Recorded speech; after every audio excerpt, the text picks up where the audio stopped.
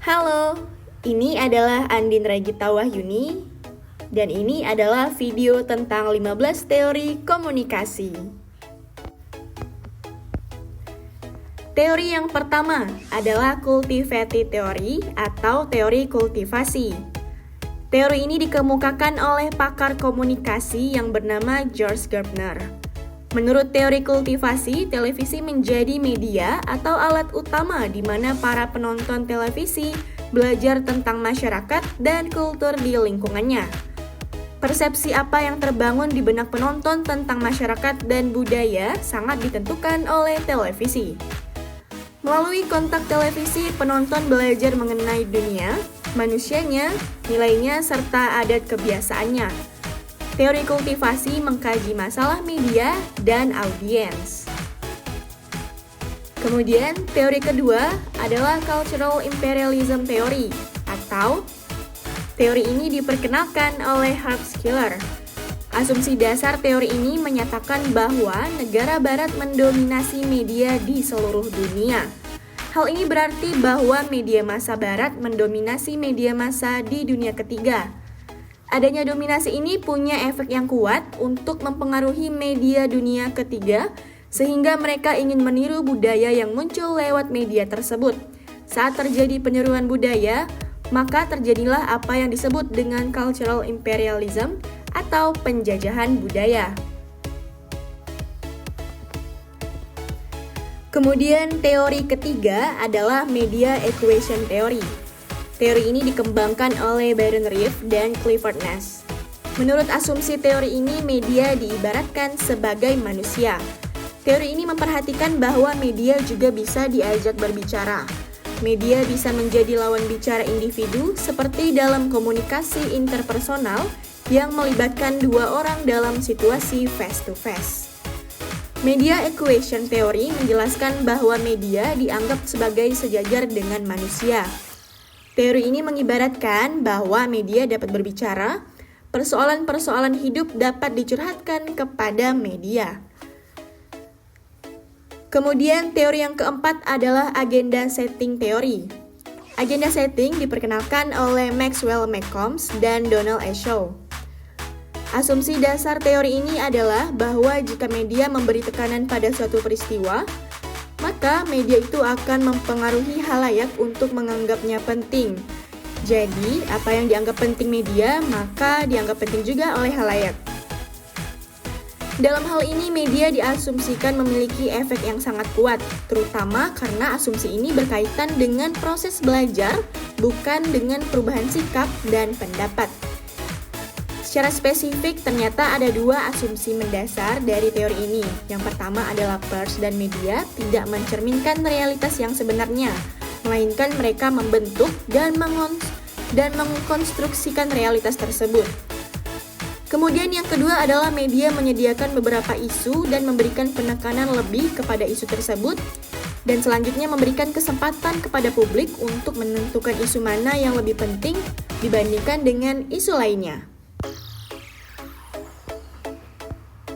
Kemudian yang kelima adalah teori Coordinate Management of Meaning atau teori manajemen makna terkoordinasi. Teori ini dipopulerkan oleh Peirce dan Cronin. Teori ini didasarkan pada konsep-konsep komunikasi, realitas sosial, dan makna. Inti teori ini adalah dalam proses interaksi, melalui pengiriman dan penerimaan pesan, orang berusaha untuk menggunakan berbagai acuan untuk mengonstruksi dan mengkoordinasikan makna. Asumsi dasar teori ini ada 3, yaitu yang pertama adalah manusia hidup dalam komunikasi, kemudian yang kedua adalah manusia saling menciptakan realitas sosial, dan yang ketiga adalah transaksi informasi tergantung kepada makna pribadi dan interpersonal. Kemudian, teori yang keenam adalah teori keseimbangan atau balance theory. Teori ini dikembangkan oleh Fritz Heider dan Theodor Newcomb pada tahun 1949. Asumsi dasar teori ini adalah orang akan berusaha mengurangi tekanan-tekanan dalam proses interaksi dengan melakukan langkah-langkah persuasi atau membujuk orang lain. Komunikasi pada dasarnya adalah proses menjaga dan memelihara keseimbangan hubungan. Tanpa adanya keseimbangan ini, interaksi akan mengalami kemacetan dan kegagalan. Keseimbangan dapat juga dimaknai sebagai proses penyesuaian diri terhadap lawan bicara dengan memahami situasi, kondisi, dan karakter lawan bicara. Kemudian teori yang ketujuh adalah teori pendekatan interaksi. Teori ini juga bisa dikenal dengan nama Interactional View yang dikembangkan oleh Paul pada tahun 1967.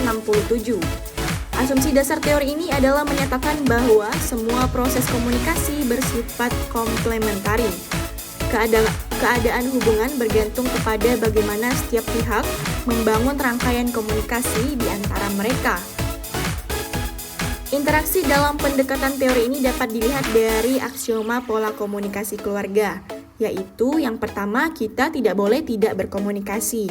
Kemudian yang kedua adalah manusia berkomunikasi secara analogik dan digital. Kemudian yang ketiga adalah komunikasi mengandung isu dan hubungan. Kemudian yang keempat adalah hubungan menerangkan kandungan.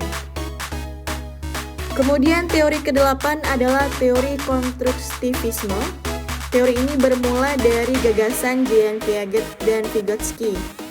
Konsep teori ini membahas mengenai pembelajaran yang bersifat generatif, yaitu tindakan menciptakan suatu makna dari apa yang dipelajari. Perubahan kognitif hanya terjadi jika konsepsi-konsepsi yang telah dipahami sebelumnya diolah melalui suatu proses ketidakseimbangan dalam upaya memahami informasi-informasi baru. Kemudian teori yang kesembilan adalah teori sensitivitas retorika. Tokohnya adalah Roderick Hart. Asumsi dasar teori ini menyatakan bahwa komunikator atau seseorang berusaha untuk mengadaptasikan pesan ke audiens atau teman bicara sesuai dengan kondisi sikap lawan bicaranya. Kemudian yang ke-10 adalah teori penilaian sosial atau social judgment theory. Teori ini dikembangkan oleh Sherif dan Hovland pada tahun 1961. Teori ini mempelajari tentang proses psikologis yang mendasari pernyataan sikap dan perubahan sikap melalui komunikasi. Kemudian teori yang ke-11 adalah teori akomodasi komunikasi. Teori ini dikemukakan oleh Howard Giles. Tradisi yang melatar belakanginya adalah sosiopsikologis. Inti teori ini menyatakan bahwa orang akan beradaptasi terhadap kecepatan bicara, jeda, senyuman, tatapan mata, perilaku verbal dan non-verbal lainnya dari lawan bicaranya. Teori ini berkaitan dengan penyesuaian interpersonal dalam interaksi. Hal ini didasarkan pada observasi bahwa komunikator sering kelihatan menirukan perilaku satu sama lain. Teori yang ke-12 adalah teori ketidakcocokan pikiran atau dissonance cognitive theory. Teori ini diperkenalkan oleh Leon Festinger.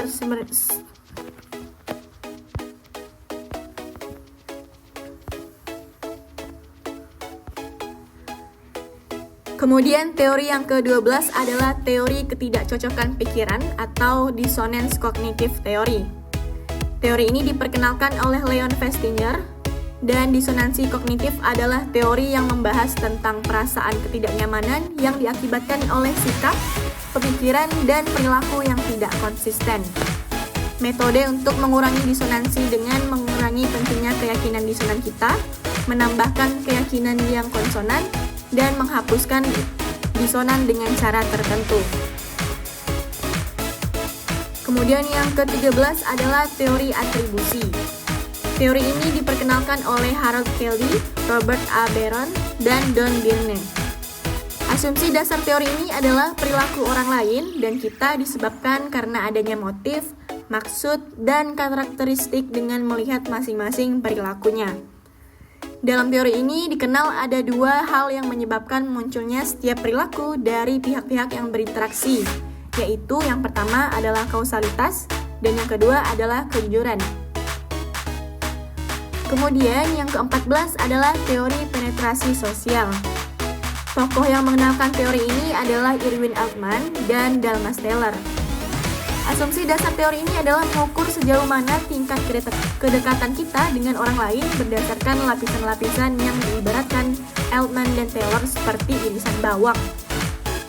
Irisan-irisan itu terbagi ke dalam 3 lapisan, yaitu yang pertama adalah lapisan terluar yang terbuka untuk umum, kemudian yang kedua adalah lapisan semi-private atau hanya pada orang-orang tertentu, dan yang ketiga adalah lapisan private, tidak terlihat dan tidak bisa dijamah orang lain, tapi sangat berdampak pada diri seseorang. Kemudian yang terakhir adalah teori pertukaran sosial. Pencetus teori ini adalah Thibault dan Kelly. Asumsi dasar teori ini mengibaratkan proses interaksi manusia seperti pertukaran barang dan jasa dan mempertimbangkan aspek biaya dan imbalan. Jika imbalan dirasakan tidak cukup atau lebih banyak dari biaya, maka interaksi kelompok akan diakhiri, atau individu-individu yang terlibat akan mengubah perilakunya. Sebaliknya, jika biaya yang dikeluarkan lebih sedikit dibanding dengan reward yang didapat, maka hubungan akan berjalan konstan.